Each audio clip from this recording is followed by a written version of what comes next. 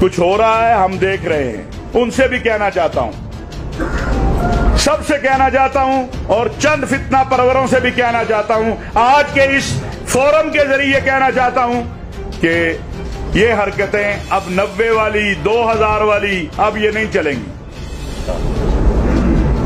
बिल्कुल नहीं चलेंगी। मैं इस फोरम से ये बात कहना चाहता हूं, जिस शख्स ने अहले तशय्युअ की अजान को दहशतगर्दी कहा है, वो खुद बड़ा दहशतगर्द है, वो खुद बड़ा इंतहा पसंद है।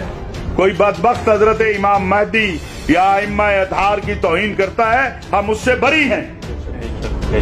यहां बड़े अहले सुन्नत के तमाम बड़े हजरात बैठे हैं, हम उससे बरी हैं, हमारा उससे कोई ताल्लुक नहीं है।